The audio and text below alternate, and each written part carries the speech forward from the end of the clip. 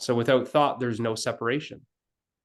It's the thought that creates that separation, where it says me and other, me and you. It's then what separates the whole experience and says, I am this, I am not that. But without any thought, there's no separation. It just is. It's just this. So that's that kind of full circle. So in that way, if that's seen, if that's the direct experience, then that's really the pathless path. There's no path. There's no journey. It's just this. So in a way, that's like, in this metaphor of climbing up Mount Everest, it's like there's no journey to the top. It's just showing you, it's just this. This is the top. But when that's not the direct experience, then we can drop down a little bit and say, well, here's the direct path. Let's go directly to our being. So let's realize that what we are is awareness. And then now let's explore what we are. So let's get really clear about the nature of what we are. So that would be the direct path. And then there's, okay, well then that's not direct experience and we're not ready for that. Then there's more of a, like a scenic journey. It's a longer winding, going around the mountain, seeing everything. It's more of the scenic way, right? So in a sense, those are like the three types. The three ways is the most radical. You don't exist. It's just this. You want the experience? Well, without thinking, what's here? Without thought, you can't say a me. You can't say other. You can't say tree. You can't say cloud. You can't say sun. That doesn't exist. You don't know what it is. And that has been, like, you could say, installed. That's the conditioning, because someone had to tell you that that's a tree. But tree is just a word. It's just a label. In China, they'll call tree something else. Right? There's different languages, different words. So it's not really a tree. But what is it? What is it?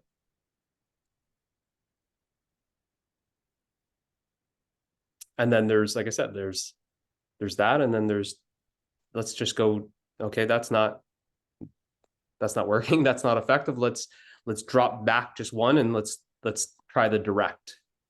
Just go directly. And there's a lot of people that it will work, like that will work, and some that won't. The mind is too chaotic, too busy. It requires just kind of calming down a little bit more. This is where, like, I won't go into it here, but if you watch that video about really the two types of meditation, there's people say there's so many different meditations. Like, not really.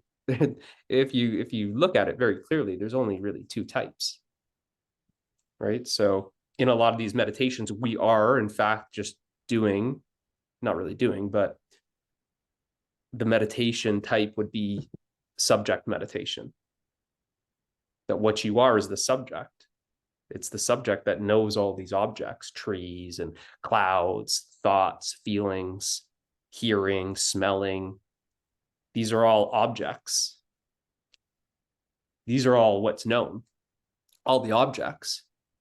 But then it's the question that's never been asked. Yeah, but what is knowing it? You go, well, that's me. I know the food that I'm eating. I know the smells that I'm smelling.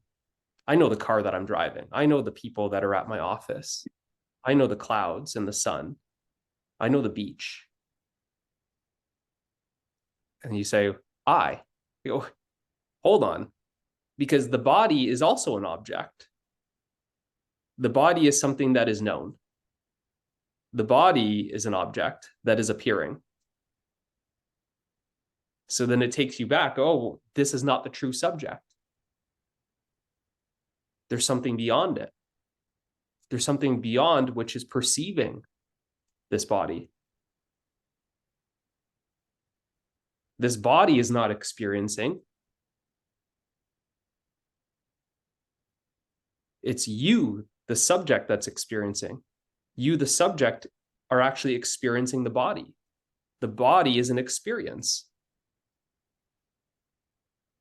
The body's not experiencing everything. It in itself is an experience. So then we back up. Well, what is experiencing the body? And you might say, well, I guess if I'm not the body, then I must be the mind. I don't know. See, and then there's confusion, unclarity. Okay, well, the mind, what do we know about the mind? Isn't it just thoughts? Thought activity? Can you find the mind? You can't pick it up and say, here it is. This is the mind. I found it. Has anyone ever seen the mind? That which we call the mind, we make it into another object. But if we really look at it, is it not just thoughts, the thought process? So it's an activity, which is also known, which also appears. Thoughts are moving, thoughts appear to you. So how can you be the mind if the mind is appearing to you? So we back up again. It's not the mind that's experiencing the body. It's you that's experiencing both the mind and the body. So therefore, you can't be essentially the mind or the body. In essence, you are not the mind or the body. Because both the mind and the body are essentially an experience. You experience the body, you experience the mind. So if you are experiencing the body and if you are experiencing the mind, then we say again, well, what are you? What is experiencing?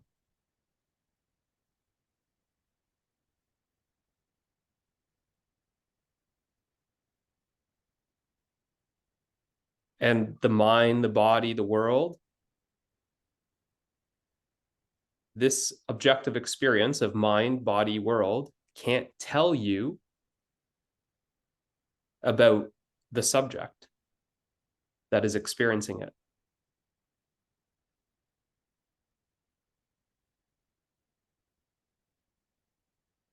We can't look to the body and say, well, what am I? We can't look to the mind and say, well, what am I? We can't look to the world and say, what am I?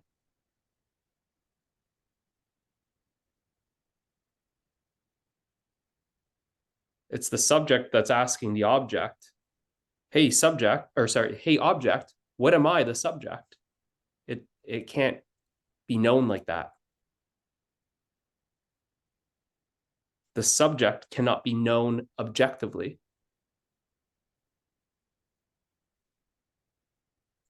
So this is very different than everything else that you've experienced, because everything else that you have experienced has been an objective experience, something that has appeared to you, something that's an activity, something that can be described.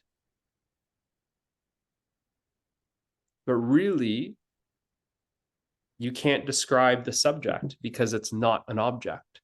So see that you can only really describe objects. This object has a shape, it has a size, it has a color, looks like this. But how can you describe no thing? Not an object. Things are objects. No object, no thing. How can you describe it? You can't. All objects are limited, right? This coffee cup, it's limited. Well, we see here's the boundary, here's the border. This is the appearance, texture. Whoa, texture, it's ceramic. It's warm. More at the bottom, it's warm. Smooth. It's white, right? So all of this we can describe. But the space around it, how can we go about describing that? This is a thing, but the space is not a thing. Now, the space isn't even what you are, because even that, you are more subtle than the space. The space is the closest. Even space is objective compared to what you are. The space is just like a word from this phenomenal experience that's the closest to what you actually are. Because isn't it you that knows space? Isn't space known to you?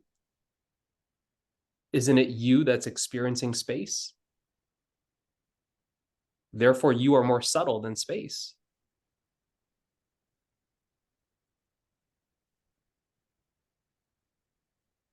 So you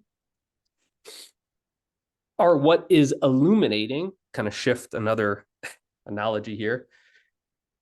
You are what's illuminating all of these objects.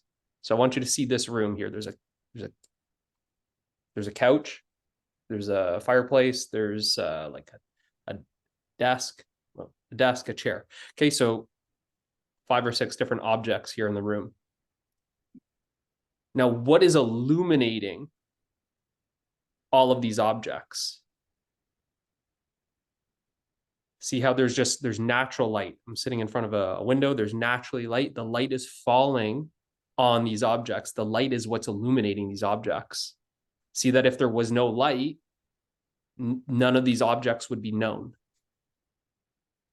These objects appear. Why? Because there's light that is illuminating them. Now, what you are is this pure knowing, pure experiencing. And it's self-luminous. So you are what's illuminating all of the objects that are known. You are illuminating the body. You are illuminating the thoughts. You are illuminating the feelings.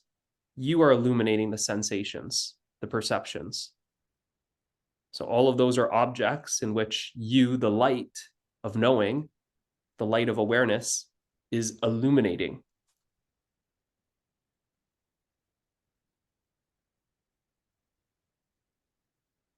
So the light, the sunlight in this example, can't look to this chair or that couch or the fireplace or the walls to know itself.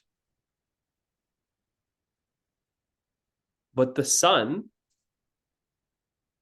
needs nothing other than itself, because it is self-illuminating, right? The sun lights up itself because that's its nature, right? The sun doesn't need to ask the moon, what am I?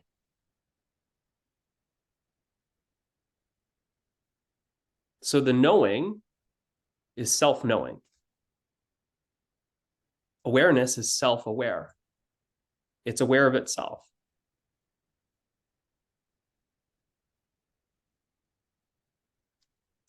Actually, pure awareness is actually only aware of itself. It's not aware of anything else. It's pure subjectivity. And that's what subject meditation is, awareness of awareness. There's just self-awareness, self-illumination. It's just, that's what you are. So can you see how these objects, let's say the chair is the body that you have identified with. Now let's say that what you actually are is the sun. It's just this light. It's not even the sun, it's just this pure light that's illuminating all of these objects. And it's like this room, right? You know, the couch is like the mind, the fireplace is like the feelings, the sensations, hearing, tasting, smelling, touch, all these different things. And one object you are very identified with. This is what you believe to be. And this is what you think is the subject. You say, this subject, this chair is actually experiencing all of the other objects in the room. That's what you've been going off of your entire life. And I say, well, isn't that chair another object? Doesn't that chair appear to you? Just like you see this cup. This cup is an appearance. It has objective qualities to it. It's white. It's smooth. It's heavy. Right? So these objective qualities. Doesn't the body have? It's hairy. It's big. Soft. It's round. Whatever it is, it has objective qualities. So this body is not experiencing the cup because there's something, well, it's not really a thing, but you are actually experiencing the body as well. Are you not? So then there's this kind of almost like a zooming out effect going, oh, wait, yeah, that is true. I am experiencing the body just the same way as I am experiencing the couch or the fireplace. So I'm beyond it. I'm illuminating even the body, as well as the mind, the thoughts, the feelings. I'm illuminating all of that.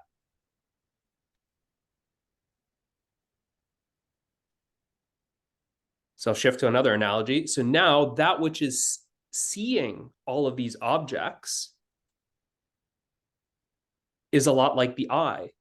This eye can see every object except for itself. So in that way, you are like the eye, but the eye is not an object. The eye is no thing. No thing is what's seeing everything. But no thing can't see itself. What would no thing look like? Right? You want to see nothing as something, but I'm saying what you are is nothing. So how can you see yourself as something? You can't. You can't. So you as no thing is what's illuminating all things, everything. You as no thing are experiencing everything.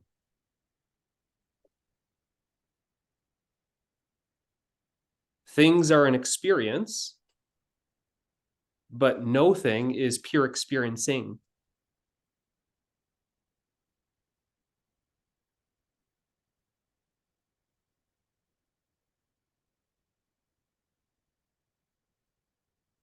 So right now, just being very relaxed, remaining as you are you not experiencing the body sitting right now? Are you not experiencing the state of mind? Maybe it's calm right now. Maybe it's confused. Maybe it's trying to understand. So even if there's some effort, is it not you that's experiencing that effort? Is it not you that's experiencing the confusion? If the body appears to be relaxed, is it not you that's experiencing the body being relaxed? The world, the environment, is it not you that's experiencing perhaps a quiet room, an empty house?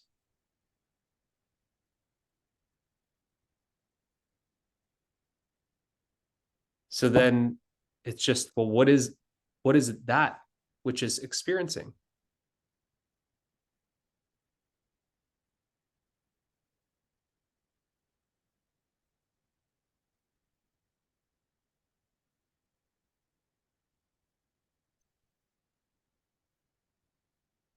And it's not it's not a question for the mind. Just listen to it again and don't make any effort to answer it. What is experiencing right now?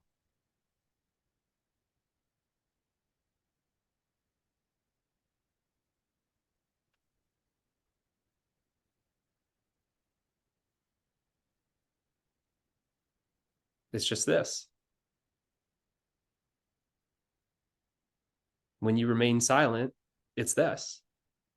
That's what is experiencing. Now, did it feel like something other than you?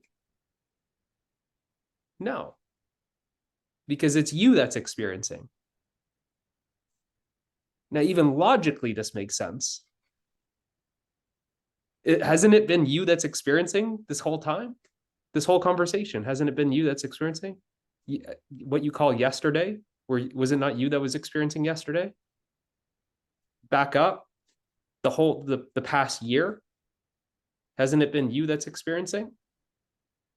Back up even more, your entire, what you call your life, hasn't it been you that's been experiencing your entire life?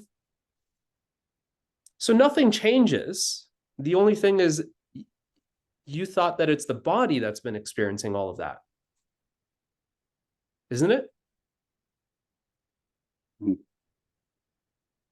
So all that you just come to see clearly, it's not the body that's experiencing. It is I that's experiencing. Now, this I is bodiless. The body is a form. It is I, the formless, that's experiencing. This I is formless, and it's experiencing all forms.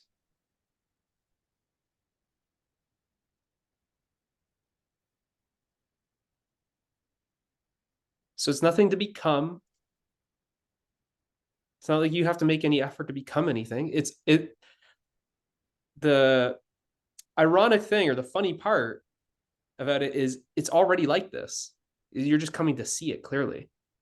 Nothing changes in the sense of you don't become something. You don't need to change anything. You're not taking any personal development courses or anything. It's just to see clearly.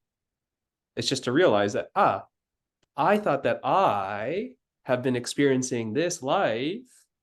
I thought it was I, Ravi, or I, Luke, or I, Sim, that's been experiencing this life. No. Because isn't Ravi and Luke and Sim, isn't that also an experience? That name is an experience. The name has been stuck on a form, name and form. Just like this name and form, Mitch. Well, there's been names given to all these other forms: tree, bird, house, cloud, sky.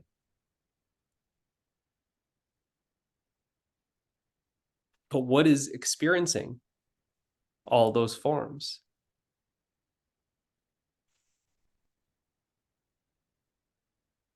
And you've been living as if this form is experiencing all those forms.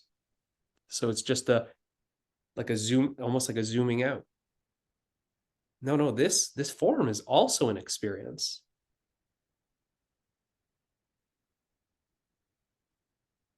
It's also an experience. That what I am is pure experiencing.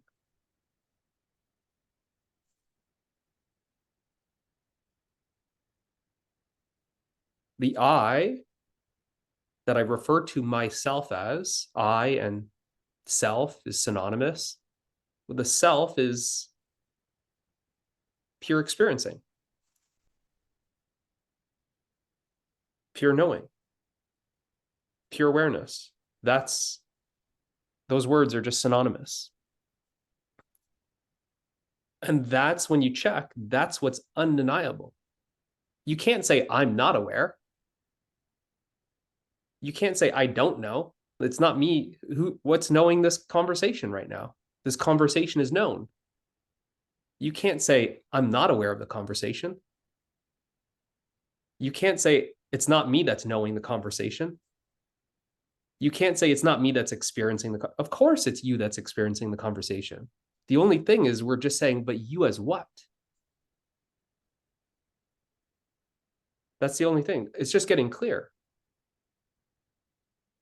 Of course you are experiencing the conversation, but you as what?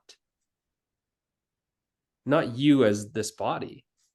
This body's not experiencing the conversation.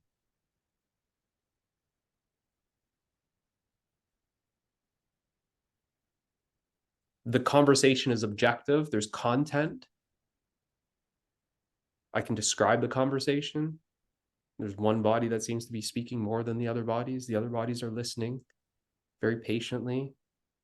I can describe it, but I can also describe this body sitting cross-legged on the floor and looking at a screen.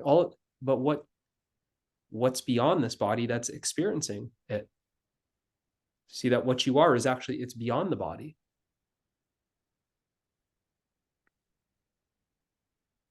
If you just sit, it's what's essentially looking at the body.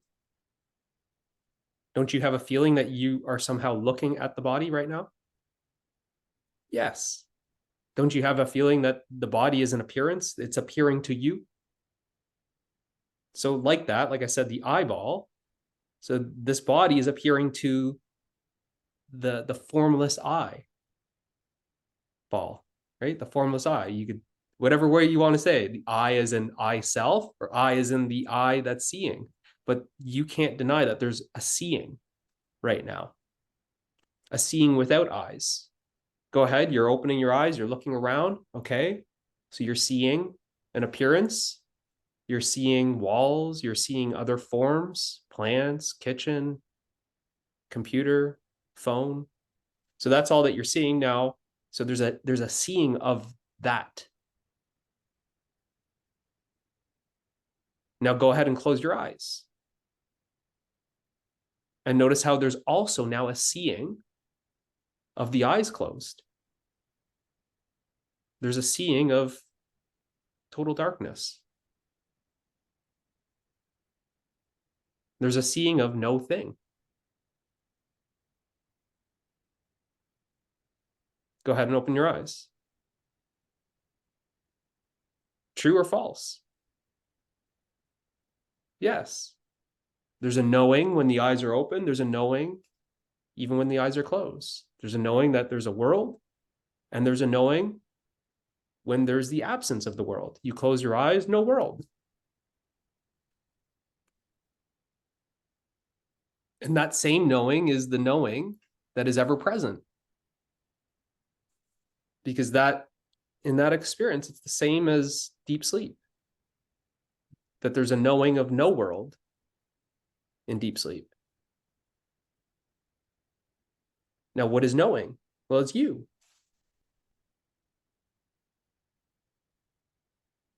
Showing you that what you are doesn't depend on the world. The world is coming and going. It appears and disappears, just like the dream at night. The dream appears and disappears.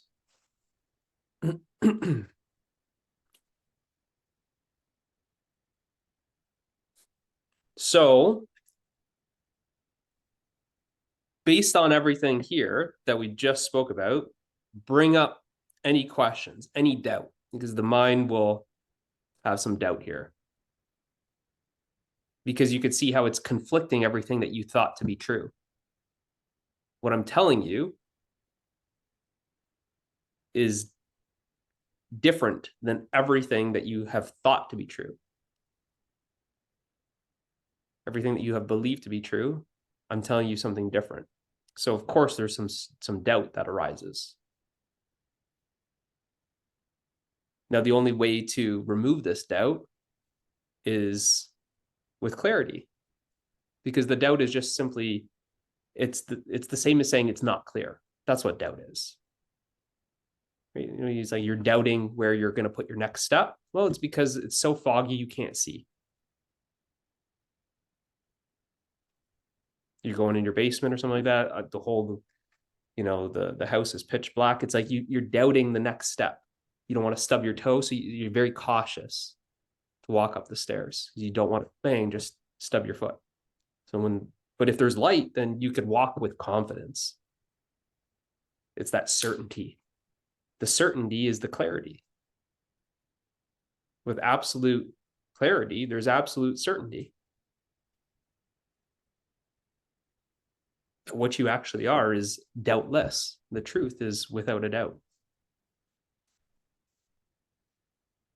But to come to realize that, then it's like we're inviting. Where's the doubt? Where's the questions? because the doubt is always based off of a belief. So then it's like, okay, well then let's question this belief, because the belief itself, it's not real. It's not reality. So bring them on. And then let's further explore, right? Because that's all we're doing. Like a metaphysic, like a metaphorical journey. You're just saying like, well, like, I don't really know if we can get across this river. I'm not too sure. I doubt we can. And then I'm saying, well, let's go back to the river. Let's explore this. And I want you to see how there's actually a bridge. So with that seeing, that exploration, you see for yourself that there's a bridge, doubt disappears. Okay, I'm certain I can get across because there's a bridge. Prior to this, I was believing that there wasn't a bridge because I didn't see it. I didn't explore for, far enough.